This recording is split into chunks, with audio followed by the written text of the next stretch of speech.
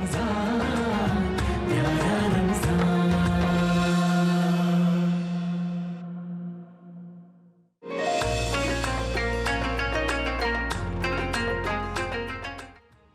علیکم۔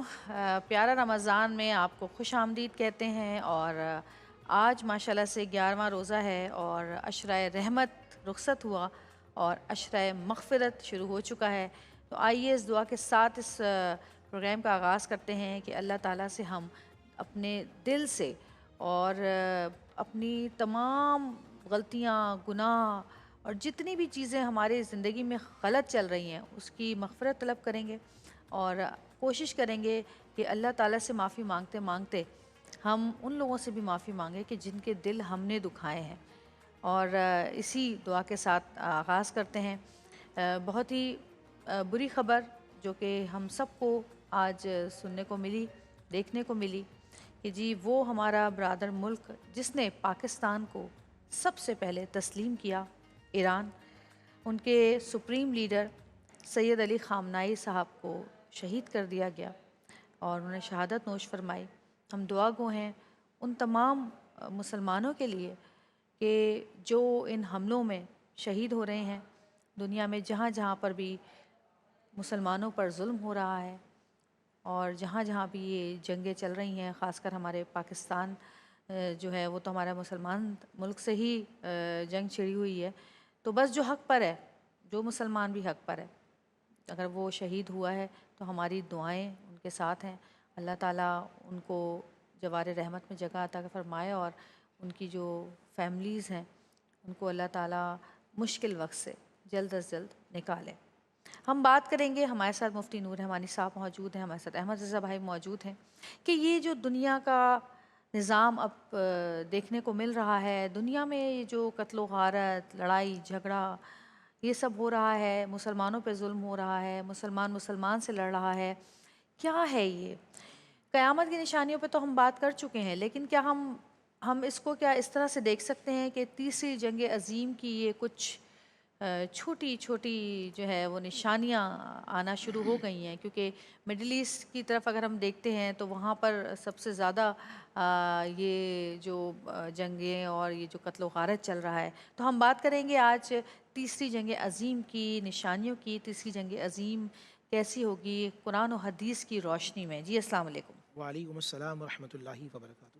نحمد و نصلی علی رسولہ الکریم، اما بعد فاعوذ باللہ من الشیطان الرجیم، بسم اللہ الرحمن الرحیم۔ تمام تعریفیں اللہ سبحانہ و تعالیٰ کے لیے، اور درود و سلام و اللہ کے رسول، ہم سب کے آقا، ہم سب کے مولا تاجدار مدینہ حضور محمد مصطفیٰ صلی اللہ علیہ وآلہ وسلم۔ ایک مسلمان کا احترام کیا ہے؟ ایک مسلمان کے خون کی حرمت کیا ہے؟ یعنی اس کے خون کی اہمیت کیا ہے؟ نبی پاک صلی اللہ علیہ وآلہ وسلم خانہ کعبہ کا طواف کر رہے ہیں۔ طواف کرتے کرتے آپ نے خانہ کعبہ کو دیکھا اور ایسے مخاطب کیا، اے خانہ کعبہ، اے بیت اللہ، تیری خوشبو بڑی عمدہ ہے، تو اللہ کا گھر ہے، مگر تجھ سے زیادہ اللہ کے نزدیک مسلمان کا احترام اور مسلمان کی اہمیت ہے۔ یعنی جو بیت اللہ ہے وہاں، اور وہ شخص جو مسلمان کو ستاتا ہے یا وہ شخص جو مسلمان کے خون میں شامل ہو جاتا ہے، حدیث رسول صلی اللہ علیہ وآلہ وسلم ہے، کل قیامت کے دن وہ اللہ کی بارگاہ میں ایسا آئے گا کہ اس کے ماتھے پہ لکھا ہوگا کہ اللہ کی رحمت سے مایوس ہے اور اللہ کی رحمت اس سے مایوس ہے۔ توبہ یعنی استغفر۔ اللہ سبحانہ و تعالیٰ کی رحمت اس سے مایوس ہے اور اللہ نے اس کو اپنی رحمت سے نکال دیا ہے۔ جو کسی ایک مسلمان کو یا انسان کو، مسلمان سے بڑھ کر ہم بات کر رہے ہیں انسانیت کی، جو شخص کسی ایک، کیونکہ قرآن نے یہاں انسانیت کی بات کی، فَكَأَنَّمَا قَتَلَ النَّاسَ جَمِيعًا، یہ قرآن کا مزاج ہے کہ کسی ایک انسان کو آپ نے قتل کیا، وہ کسی بھی زبان بولنے والا ہو، وہ کوئی بھی رنگ و نسل کا ہو۔ اللہ نے قرآن میں انسانوں کی، انسان کون ہے؟ وَلَقَدْ كَرَّمْنَا بَنِي آدم، اللہ نے ان کو عزت کا تاج پہنایا ہے۔ لَقَدْ خَلَقْنَا الْإِنسَانَ فِي أَحْسَنِ تَقْوِيمٍ، ساری مخلوقات میں اللہ سب سے زیادہ جس سے محبت کرتا ہو اور جس کو سب سے زیادہ پیارا بنایا وہ انسان ہے۔ آپ اندازہ کیجئے، نبی پاک صلی اللہ علیہ وآلہ وسلم ارشاد فرماتے ہیں، جس طرف میری بہن آپ اشارہ کر رہی ہیں، کہ اگر اس چیز کو دیکھیں، آرماگڈون اسے کہتے ہیں انگلش کے اندر، الملحمۃ العظمیٰ، بہت بڑی تیسری جنگ، جس کو مسلمان، یہودیت اور عیسائیت تمام اس چیز کو مانتے ہیں۔ نبی علیہ السلام فرما رہے ہیں کہ ایک وقت ایسا آئے گا کہ جس طرح لوگ کھانے پہ ٹوٹتے ہیں تم پر اس طرح دشمن ٹوٹیں گے. استغفر. تو صحابہ نے کہا یا رسول اللہ صلی اللہ علیہ وسلم ہم تعداد میں بہت تھوڑے ہوں گے. فرمایا نہیں، تعداد میں تم دنیا میں بہت پھیلے ہوئے ہوں گے، بہت بڑی تعداد. تو یا رسول اللہ پھر لوگ ہمیں ماریں گے اور ہم پیٹیں گے. فرمایا کیوں کہ تم وہن میں مبتلا ہوگے. اب دیکھیں عرب خود عربی ہیں، لیکن پوچھا ماں وہن یا رسول اللہ، یہ وہن کیا؟ فرمایا حب الدنیا، دنیا کی محبت تم پر غالب آ جائے گی، اپنی مفادات کی جنگ تم پر ہوگی، تم انسانیت کو نہیں دیکھو گے، تم صرف اپنے مال کو اور اپنے مفاد کو دیکھو گے. اور اس وقت دنیا کے اندر مفادات کی جنگ چل رہی ہے کہ جس کا جو مفاد ہے وہ اپنے کام کر رہا ہے. ارمگڈون کے حوالے سے اللہ کے نبی صلی اللہ علیہ وسلم نے فرمایا وہ تیسری خون ریزی عالی جنگ. اور جہاں جب نقشہ پڑھتا ہوں تو اللہ تعالیٰ مجھے آپ کو ہمارے اولاد کو محفوظ فرمائے، جہاں ٹخنے ٹخنے تک مسلمانوں کا خون بہایا جائے گا، جب تمام دنیا یلغار کی جائے گی، اس وقت مجھے آپ کو کرنا کیا ہے؟ مولا کائنات موجود ہیں. جب یہ اس طرح کی حدیث بیان کی ہے، میں قربان جاؤں مولا علی کی سوچ پر. حضرت علی نے رسول اللہ بیان فرمانے فتنوں کے زمانے میں. اچھا میں ہوتا تو میں پوچھتا یا رسول اللہ نعوذ باللہ کہ میں نے یہ سوچ لیا، لیکن میں یہ پوچھتا یا رسول اللہ وہ جنگ کب ہوگی، وہ جنگ کس طرح ہوگی، اس جنگ میں کون ہوگا؟ حضرت علی نے ٹو دی پوائنٹ بات کی. اچھا پوچھا یا رسول اللہ مجھے کیا کرنا ہے؟ ہاں کیا بات ہے، وہ جنگ تو ہوگی، ہمیں کیا کرنا ہے؟ سبحان اللہ. مولا کائنات حضور نے دیکھا، مسکرا کر کہا علی جو قرآن کو تھام لے گا قرآن اس کو تھام لے گا. سبحان اللہ. یعنی قرآن مجید فرقان حمید کو سمجھ کر پڑھنا ہوگا. اور قرآن مجید فرقان حمید کے معاملات کو دیکھیں معذرت کے ساتھ، اس وقت پوری دنیا کے اندر انٹرنیشنل گیم تھیوری چل رہی ہے، بہت سارے ویسٹرن ورلڈ کی اپنی جو تھاٹس ہیں، ان کی اپنی کنسپائریسی ہے، وہ ہر جگہ مسلط کر رہے ہیں. ٹھیک ہے نا. بحث مسلمان مجھے کیا کرنا ہے؟ ہم مسلمان ایک دوسرے کا احترام کر رہے ہیں، ہم مسلمان ایک دوسرے کی عیب جوئی میں لگیں، ہم مسلمان ایک دوسرے کی حسد میں، ایک دوسرے کو ٹانگیں کھینچنے میں یا برباد کرنے میں لگیں. قرآن مجید میں اللہ فرماتے ہیں وَاعْتَصِمُوا بِحَبْلِ اللَّهِ، اللہ کی رسی کو مضبوطی سے تھامو، وَلَا تَفَرَّقُوا، اور تفرقے بازی میں نہ جاؤ. تو اس وقت بحیثیت مسلمان، بحیثیت پاکستانی ایک میسیج میں دینا چاہوں گا. یہ ملک کیونکہ ابھی کچھ دن پہلے ہی پاکستان اور افغانستان کا معاملہ ہوا، میں اپنے تمام مسلمان بھائیوں سے بالخصوص پاکستانی بھائیوں سے کہوں گا اتحاد و اتفاق کی فضا آپس میں قائم رکھیں، آپس میں ایک دوسرے کا خیال کریں، اور دشمن کوئی افواہ پھیلائے تو اس کی افواہ پر یہاں کوئی ہنگامہ بازی نہ کریں. اب جس طرح بات چل رہی ہے تیسری جنگ کے حوالے سے، یہ ہو کر رہے گی، یہ رسول اللہ صلی اللہ علیہ وسلم کی حدیث ہے، اور سب ٹوٹیں گے. مسلمان کا جس کا تعلق مدینے والے سے مضبوط ہوگا وہ دجال سے بچ جائے گا، ورنہ بندے کافر ہو جائیں گے. اور اکثریت کے اندر لوگ اس حال میں اٹھیں گے، رسول اللہ صلی اللہ علیہ وسلم کی حدیث کے مطابق شاید وہ زمانہ آج کا ہو، حضور نے فرمایا رات میں سوئیں گے مومن، صبح اٹھیں گے کافر. ایسا ہے جی، کلمہ کفر ہو جائے گا، یا اسلام کی طرف رغبت کفر کی طرف رغبت بہت زیادہ ہوگی.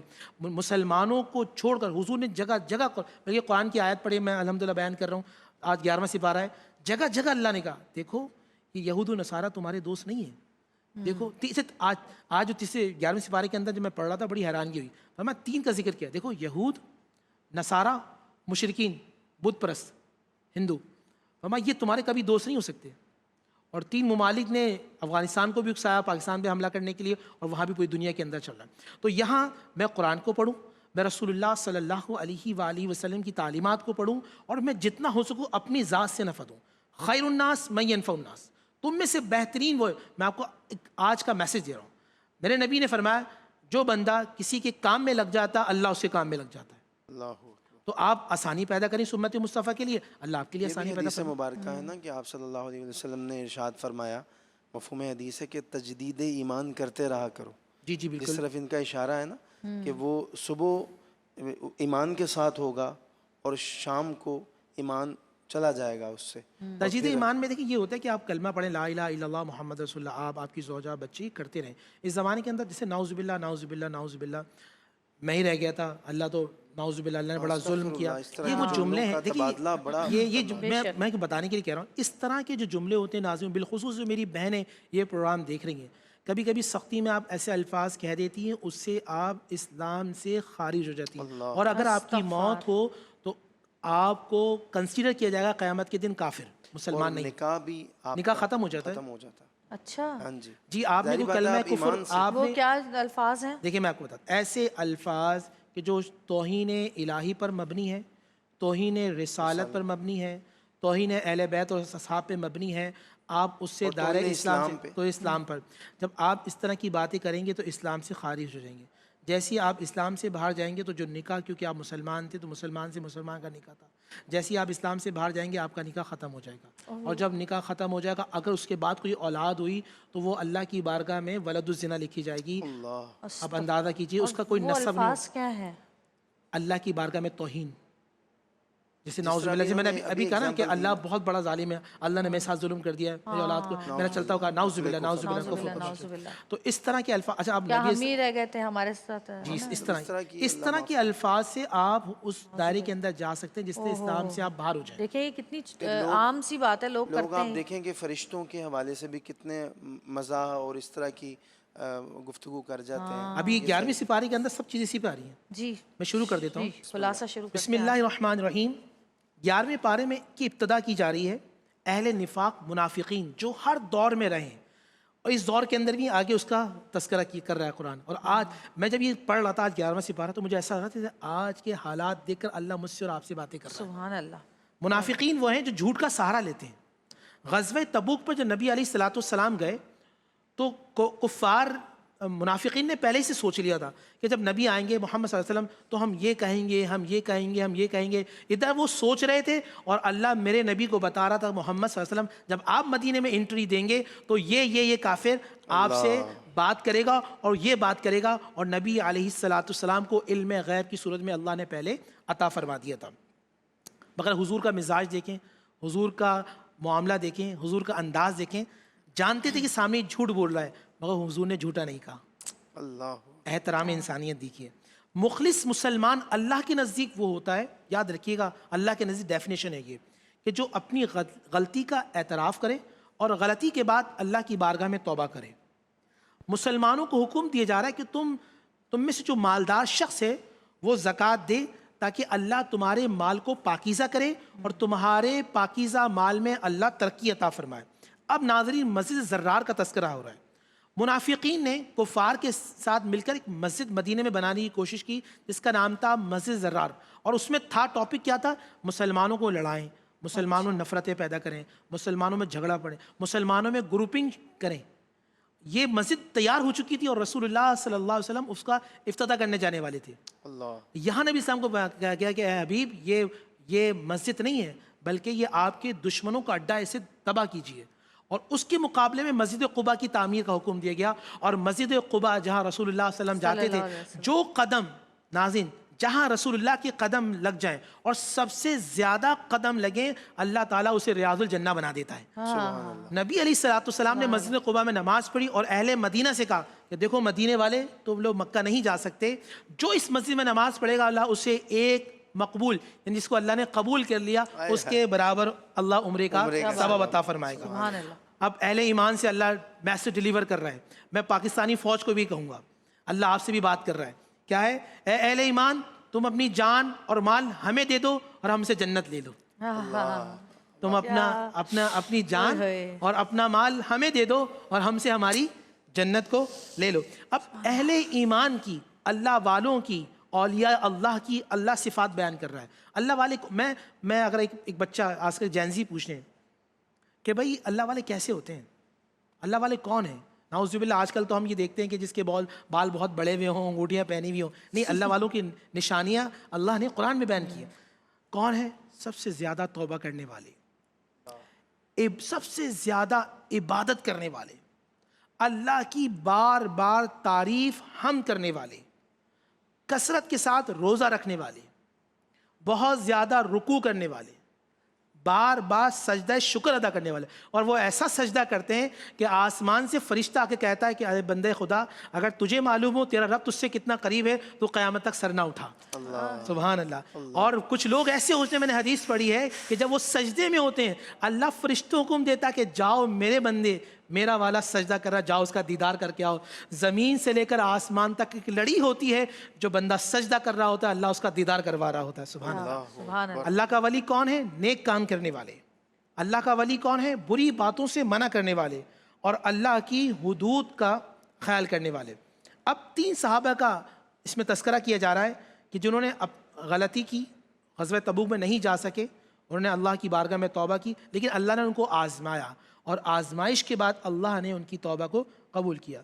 دین کے لیے کچھ لوگوں کو کھڑا ہونا ہے، جو دین کی بات کریں گے، دین کو سمجھیں گے، دین کو پھیلائیں گے۔ یہ فرض کفایہ ہے۔ اگر کوئی شخص نہیں کرے گا، پوری سوسائٹی، پورا شہر اگر دین کی بات نہیں کرتا، تو اللہ سبحانہ و تعالیٰ پھر وہاں عذاب کو نازل فرماتے ہیں۔ اچھا، کچھ لوگ ایسے ہوں جو دین رسالت، اب آخر میں جو بات ہو رہی ہے، لَقَدْ جَاءَكُمْ رَسُولٌ مِّنْ أَنفُسِكُمْ عَزِيزٌ عَلَيْهِ مَا عَنِتُّمْ حَرِيصٌ عَلَيْكُمْ، اب میں ترجمہ کروں گا آپ کو، حَرِيصٌ عَلَيْكُمْ بِالْمُؤْمِنِينَ رَءُوفٌ رَحِيمٌ۔ اس کا ترجمہ آسان الفاظ میں یہ ہے کہ تمہیں تکلیف یہاں ہوتی ہے، مصطفیٰ مدینے میں تڑپ جاتے ہیں، ہے تمہیں پریشانی یہاں ہوتی ہے، حضور علیہ السلام کی بارگاہ میں ہمارے نام اعمال ہر جمعرات کے دن پیش کیے جاتے ہیں۔ میں نے حدیث سنی تو میرے رونگٹے کھڑے ہو گئے تھے۔ اگر ہم غلطی کرتے ہیں تو مصطفیٰ کہتے ہیں اللہ میرا بندہ اسے معاف کر دینا۔ حضور کی محبت دیکھیے، اللہ، آپ درود پاک جب بھی کہتے ہیں جمعرات کے دن کثرت کے ساتھ درود پاک پڑھتے رہیں۔ اب سورہ یونس شروع ہو رہی ہے، الحمدللہ۔ قرآن کی حقانیت، نبی پاک صلی اللہ علیہ وآلہ وسلم کی رسالت اور مومنین کی شان کا تذکرہ کیا جا رہا ہے، اور اللہ بتا رہا ہے کہ سورج اور چاند کی طرف دیکھو۔ انسان کی خود غرضی یہ ہے، جب تکلیف ہوتی ہے تو مصلی نہیں چھوڑتا، اور جب اللہ تکلیف دور کر دے تو مصلی کے قریب نہیں آتا۔ پھر اولیاء اللہ کی شان بیان کی جا رہی ہے، الا ان اولیاء اللہ لا خوف علیہم ولا هم یحزنون، خبردار اللہ والوں کو کوئی تکلیف نہیں ہوگی۔ موسیٰ اور فرعون کا تذکرہ کیا جا رہا ہے، جب سارے راستے ختم ہو جائیں تو اللہ اسے کہتے ہیں جو سمندر میں سے راستہ بنا دیتا ہے۔ سبحان اللہ، اللہ اسے کہتے ہیں جو کنویں میں سے یوسف کو نکال کر زمانے کا بادشاہ بنا دے۔ یقین کریں، سورہ ہود کی ابتدائی آیت انشاءاللہ کل بیان کی جائے گی، اور کل انشاءاللہ 12واں سپارہ شروع ہوگا۔ انشاءاللہ۔ جی چھوٹی سی بریک لیں گے، بریک سے واپس آئیں گے، دیکھتے رہیے گا پیارا رمضان۔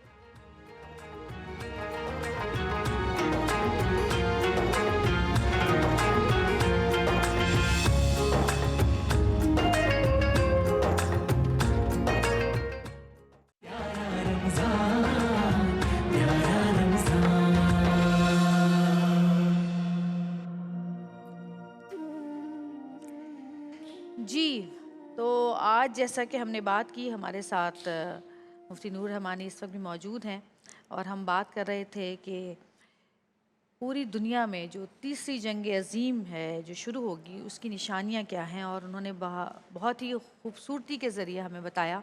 اور آج کل دنیا میں جو حالات ہیں، اور کہتے ہیں کہ جی پانی پر یہ جنگ ہوگی، پانی ختم ہو جائے گا، اور دنیا میں جو پہلے بھی جنگیں ہوئیں، جو 2 جنگیں بڑی ہوئیں، انہوں نے بہت دنیا کے اس کے جو اثرات ہیں وہ آج تک بھی ہم بھگت رہے ہیں۔ میں نے ایک ذہن میں ایک بات آ رہی، بات قطع کلائی، معاف، آپ کی بہت معذرت۔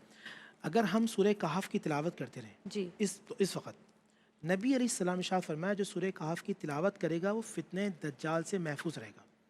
سورہ کہف کو آپ کو، یعنی سورہ بنی اسرائیل کو آپ کو سمجھ کر پڑھنا ہے۔ اچھا، 15ویں سپارے کو آپ یہ سمجھ کر پڑھیں گے تو جو اس حالات سینیریو چل رہا ہے، ہم کس پوزیشن پہ کھڑے ہیں، یہ سب سے ایک اہم سوال ہوگا۔ اگر آپ قرآن کی وہ آیات کو پڑھ لیں گے تو انشاءاللہ بہت بہتر ہو جائے گا انشاءاللہ۔ اچھا جی، ہمارے ساتھ آج اسٹوڈیوز میں موجود ہوں گے، ہم آپ سے کچھ دیر کے بعد ہی آپ سے ان کی ملاقات کرائیں گے۔ ہمارے پاس ہیں اس وقت، چونکہ آپ دیکھ رہے ہیں ایران میں کیا حالات ہو گئے ہیں، اور ظاہر ہے ان کے ایک بہت ہی بڑے لیڈر جن کو ہم سبھی مانتے تھے اور ہم سب اس پر بہت افسردہ ہیں، ان کو شہید کر دیا گیا۔ تو اس وقت ہمارے پاس خانہ فرہنگ ایران یعنی کہ کلچرل سینٹر آف ایران کے ڈائریکٹر موجود ہیں، ان کو ہم بلائیں گے، لیکن ان کو بلانے سے پہلے میں آپ کو بتاتی چلوں کہ یہ سید آیت اللہ خامنائی کے شاگرد رہ چکے ہیں، 7 سال ان کی شاگردی میں رہے ہیں۔ تو وہ ہستی جو کہ آج اس دنیا میں نہیں رہی، ان کو شہید کر دیا گیا، ان کے شاگرد آج ہمارے ساتھ موجود ہوں گے، ان کو ہم یہاں پر بلاتے ہیں اور ان سے بات کرتے ہیں۔ ڈاکٹر سعید طالبینیا، جی سر، السلام علیکم۔ وعلیکم السلام۔ اور ہمارے ساتھ ہے فراز اعجاز جو کہ ٹرانسلیٹر ہیں ان کے۔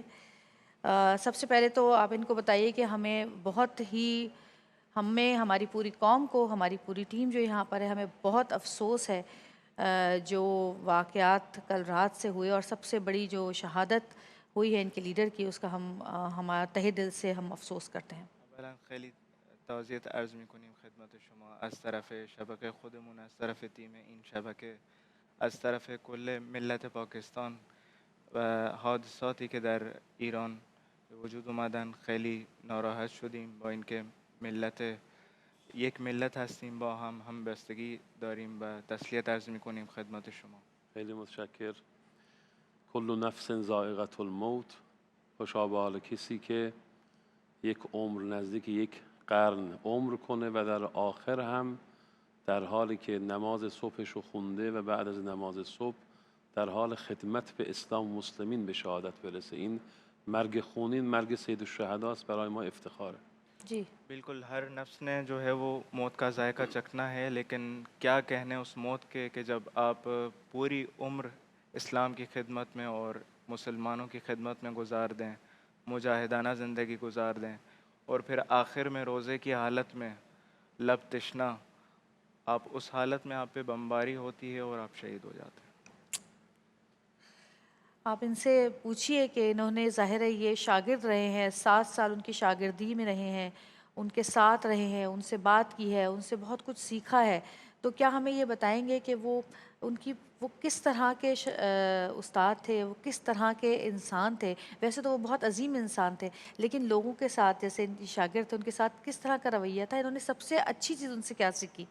به عنوان شاگرد ایشون شما از ایشون چی آموختید؟ به عنوان یه شاگرد یعنی ایشون استاد چجوری تصور میکردین؟ با اینکه ایشون لیدر کل امت مسلمه بودن، ولی به عنوان شاگرد برای ما مطرح بفرمایید. ما در هر هفته 3 روز شاگردی ایشون میکردیم، یعنی از 7 صبح تا 8 صبح میرفتیم درس.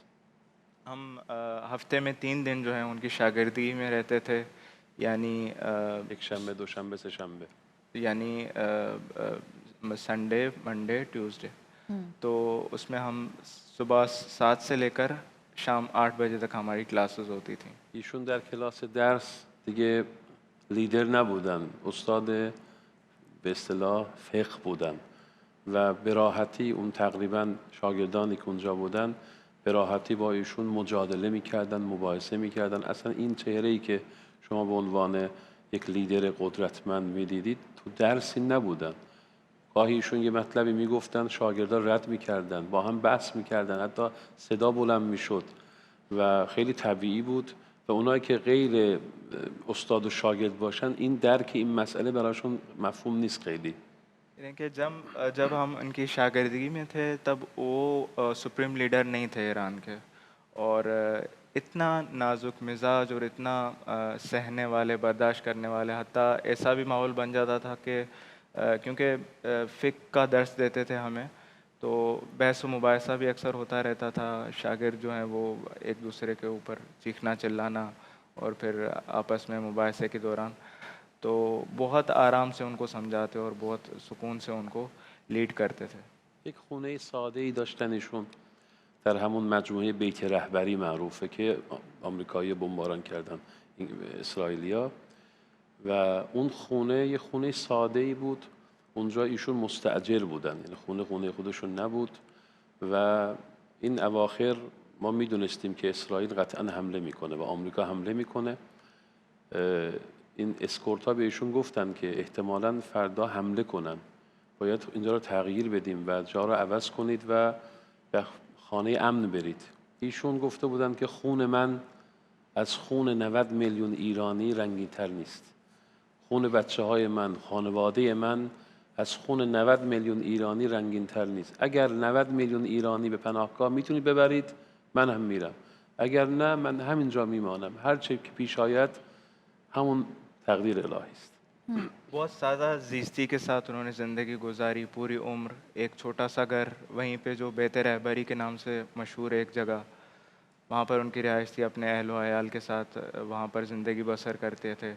اور آخراً جب یہ معلوم ہوا کہ اسرائیل حملہ کرنے والا ہے، تو ان کے اسکاؤٹ نے، ان کے سیکیورٹی والوں نے ان کو کہا کہ آپ یہاں سے آپ کو ایک بنکر میں جو ہے وہ شفٹ کرتے ہیں، وہاں پہ آپ سیف رہیں گے کیونکہ آپ لیڈر ہیں اور آپ کی ایک جائے گا ہے، ایک ویلیو ہے. ڈگنیٹی آپ کی، ایک مقام ہے. تو انہوں نے کہا کہ اگر آپ اس چیز پر قادر ہیں کہ 90 ملین لوگوں کو جو ایرانی ہیں ان کو بنکرز میں لے جا سکتے ہیں سبحان اللہ. تو مجھے بھی بنکر میں لے جائیں، میں بھی وہاں پر جا کر اور بمباری سے جو ہے بچ جاؤں گا.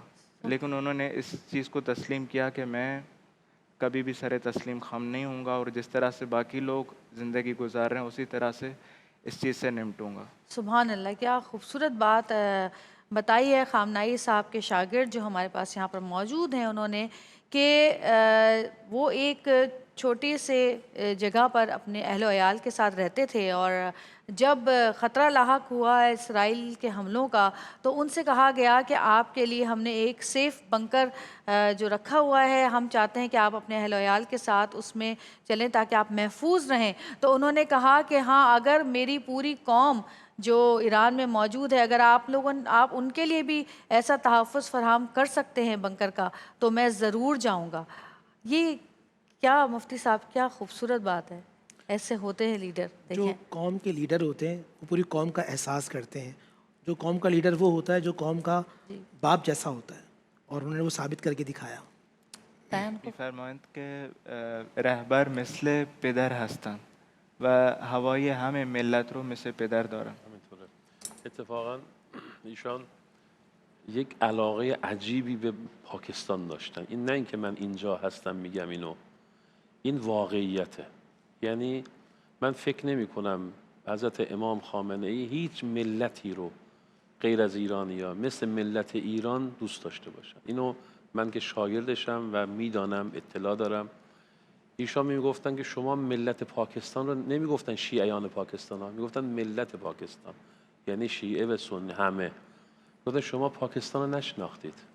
پاکستان خیلی عرض شود که عمیق‌تر از اون چیزیه که ایرانی‌ها فکر میکنن. ایشان یک دوست بسیار وفاداری برای پاکستانی‌ها بودن و طبیعی است که مردم پاکستان هم عمیقاً غمگین باشن، چون ما یک برادریم، همسایه ایم، ما اصلا از هم جدا نیستیم. ماشاءالله. ایشون پدر امت اسلامی بودن، نه شیعیان. ایشون شهید ایران نیستن، ایشون شهید امت اسلامی هستند. ایشون منادی وحدت بودن. جی بالکل. کیونکہ ہماری بہت نزدیک سے ان کی زندگی گزاری تھی، تو صرف اس لیے یہ بات میں آپ کے سامنے عرض نہیں کر رہا کہ کیونکہ میں یہاں پہ آیا ہوں آپ کے پاس، بلکہ اپنے دل سے اور اپنے وجود سے یہ بات کہہ رہا ہوں کہ جو ان کو ارادت اور محبت پاکستان سے تھی وہ کسی ملک کے ساتھ نہیں تھی. یعنی ایران کے بعد پاکستان کا بہت احساس کرتے تھے ہر لحاظ سے، ہر چیز میں، ہر جو بھی سچویشن ہوتی تھی پاکستان میں ان کو.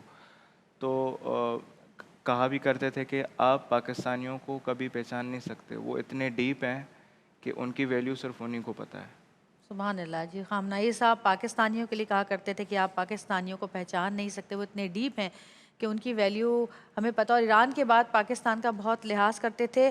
یہ اس بات کی دلیل ہے کہ جب پاکستان وجود میں آیا تو سب سے پہلے ایران ہی وہ ملک تھا جس نے پاکستان کو تسلیم کیا. این دلیل این چیزی هست که اولین بار وقتی استقلال پاکستان شد نخستین کشور ایران بوده که به رسمیت شناخت. همینطوره. نخستین کشور ایران بود و جمهوری اسلامی پاکستان هم اولین کشوری بود که انقلاب اسلامی رو تایید کرد و اتفاقا تو این قضایای اخیر هم نماینده پاکستان در سازمان ملل از ایران حمایت کرد. یعنی ما هیچ وقت ندیدیم که ضرری از پاکستان به ما برسه.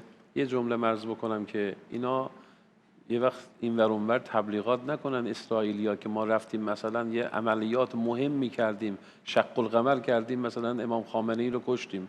نه خیر، ایشان در یک اتاق خانه معمولی بودن، 2 طبقه هم نبود، 1 طبقه بود، جاشون هم مشخص بود. اینا کار عملیاتی خاصی نکردن، اینا یه قتل نفس زکیه کردن و خون مطهر ایشون دامن یهود رو و اسرائیل رو خواهد گرفت انشاءالله. جی اور بالکل اسی طرح سے جس طرح سے آپ نے کہا کہ تنہا ملک تھا ایران اس وقت جب پاکستان کی آزادی ہوئی اور اس کو اپروو کیا، اسی طرح سے پاکستان بھی واحد ملک تھا جب انقلاب اسلامی وجود میں آیا ایران میں تو اس کو سپورٹ کیا، حمایت کی. اور میں یہ بھی یہاں پہ کہنا چاہوں گا کہ ویسٹرن جو پروپیگنڈا ہے وہ اس کو اس طرح سے پورٹری نہ کرے کہ ہم نے ایک لیڈر کو جو ہے وہ مار دیا ہے، وہ اتنی بڑی سیکیورٹی کے باوجود وہ ایک سادہ سے گھر میں زندگی گزار رہے تھے، بہت سادہ زیستی کے ساتھ جی رہے تھے، اور اس دوران انہوں نے اس کو بزدلانہ طور سے ان کو مار ڈالا۔ میں پوچھنا چاہتی ہوں کہ ایران ایز اے ایرانی یہ کیا سوچتے ہیں کہ پاکستان سے، پاکستان کی گورنمنٹ سے، پاکستانی بھائیوں سے ان کی کیا توقعات ہیں؟ کیونکہ ہماری ساری محبت ہمدردیاں ان کے ساتھ ہیں۔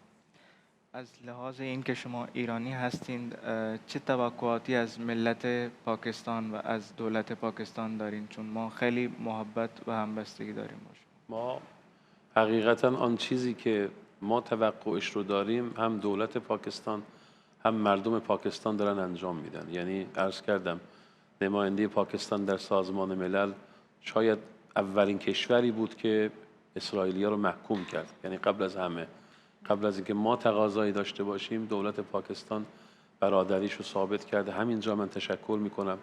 دیشب هم یک مجلسی بودم که از بستگان آقای آصف زرداری بودند و همونجا تشکر کردم.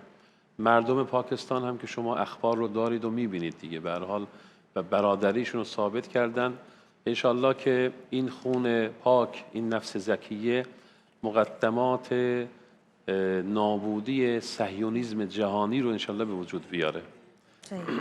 بالکل توقعات جو ہیں ہماری بالکل اسی پر پاکستان ابھی موجود ہے، اور اس سے پہلے بھی بہت بڑھ چڑھ کر پاکستان نے جو ہمارا ساتھ دیا ہے، شانہ بشانہ ہر مشکل وقت میں ہمارے ساتھ کھڑا ہے. جس طرح سے یونائٹڈ نیشنز میں پچھلی بار اسرائیل کو جو وارن کیا پاکستان نے، وہ ایک بہت بڑا سنگ میل تھا ہمارے لیے. اور بالکل جو انہوں نے ایک نفس زکیہ کا قتل کیا ہے، تو یہ آگ جو ہے وہ ان کے دامن تک جائے گی، یہ یہودیوں کو نابود کر کے رہے گی. بالکل. اور جی ہمارے ساتھ تھے خامنائی صاحب کے شاگرد ہمارے ساتھ ہیں اس وقت ڈاکٹر سعید طالبینیا. ہم ان کا شکریہ ادا کرتے ہیں کہ یہ ہمارے اس پروگرام میں اس وقت تشریف لائے اور اپنے دل کی جو گہرائیوں سے جو ان کی تکلیف، دکھ اور ان کی شہادت پہ جو ان کے جذبات ہیں، جو کہ ہمارا بھی ایک بہت بڑا دکھ ہے، تمام امت مسلمہ کے لیے ایک غم کا ماحول ہے، انہوں نے اظہار کیا، اس کے لیے بہت شکریہ ان کا. اور میں چاہتی ہوں کہ آپ پرشین میں ان کے لیے کوئی شعر پڑھیں. آپ ذرا ان کو بتا دیں میں نے کیا کہا ہے. خیلی ممنون، متشکرم. تنم فرسودہ جا پارا زہجراں یا رسول اللہ. تنم فرسودہ جا پارا،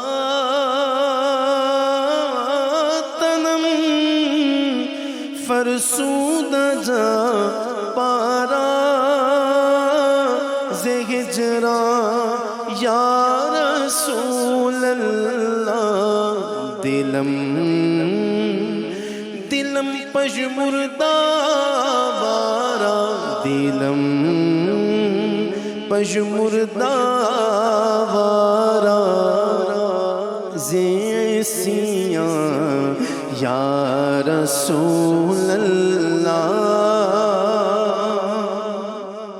چوسوئے من گزر آری، چوسوئے من گزر آری، منے مسکین ناداری. فدائے نقش نالینت، فدائے نقش نالینت کنم جان یا رسول اللہ. فدائے نقش نالینت، فدائے نقش نالینت کنم جان یا رسول اللہ.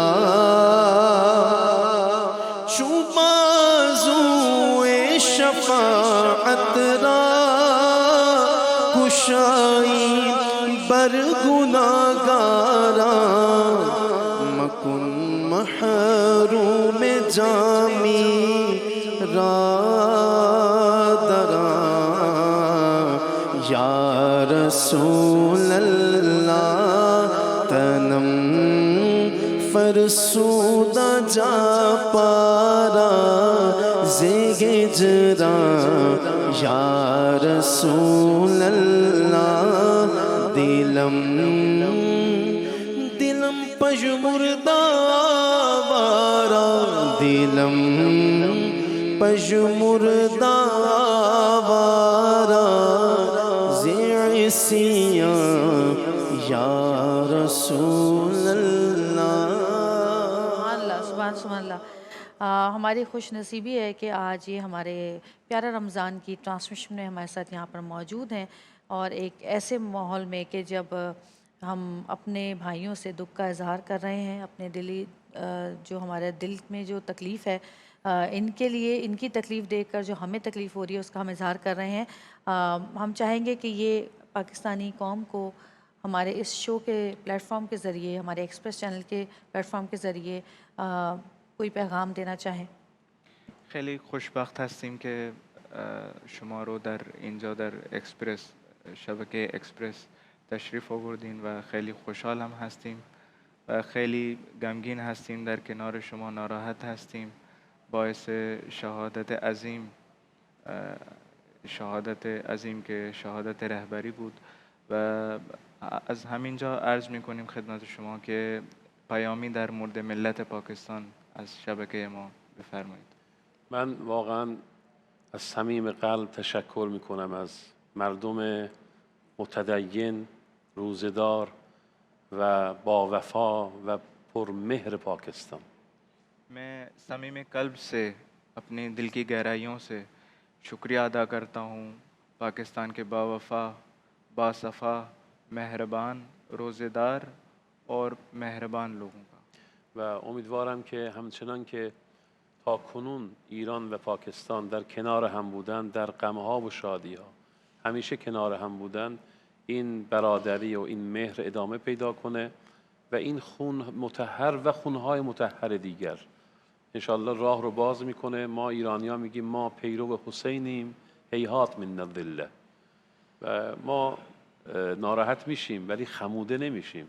شما دیدید که بلافاصله شورای رهبری تشکیل شد. ما خلأ نداریم در ایران. بلافاصله شورای رهبری تشکیل شد و کشور مثل سابق داره اداره میشه و به زودی هم با چند روز فاصله رهبر جدید انتخاب خواهد شد. جمهوری اسلامی ایران یک ساختار هست، رو احساسات نیست، رو عقلانیته. با یک رفتن یک برادر و یک رهبر امت ما غمگین میشیم، سلمه وارد میشه ولی نهضت ادامه داره و انشالله این وصل خواهد شد به حکومت جهانی که مسلمان‌ها حاکم بشن بر عالم. بالکل یہاں پہ سب کا شکریہ ادا کرتے ہیں یہاں پہ ہمیں بلانے کا، اور پاکستانی قوم کا جو ہمیشہ ہمارے ساتھ رہتی ہے. اور یہیں پہ میں لازم سمجھتا ہوں اس بات کو کہ پاکستان جو کہ ہمارے غموں میں اور ہماری خوشیوں میں ہمیشہ ہمارے ساتھ رہتا ہے، ان کو یہ بھی پیغام دینا چاہتا ہوں کہ ایک لیڈر کے جانے سے جو فکر ہے، جو لوجک ہے، جو منطق ہے، وہ کبھی ختم نہیں ہوتی. لیڈر ایک راہ دے جاتا ہے تاکہ اس پہ چلیں، اور آپ نے دیکھا کہ کتنا فاسٹ جو ہے وہ ریسپانس ایران کی طرف سے آیا کہ انہوں نے آج کے دن ہی، یعنی جب لیڈر کی شہادت ہوئی تو اس کے اگلے دن ہی انہوں نے ایک لیڈرشپ کی کیبنیٹ جو ہے وہ تشکیل دی، اور آنے والے کچھ دنوں میں ہی نئے لیڈر کا جو ہے وہ اعلان ہو جائے گا. تو بہت نیک خواہشیں ہیں پاکستانیوں کے لیے، نیک تمنا ہے. بہت شکریہ. اور چھوٹی سی بریک لیں گے. ہمارے ساتھ موجود تھے ڈاکٹر سید طالبینیا جو کہ خامنائی صاحب کے شاگرد بھی ہیں اور شاگرد بھی رہے، اور ڈائریکٹر کلچر سینٹر کے ایران کے جو ہیں وہ ڈائریکٹر ہیں.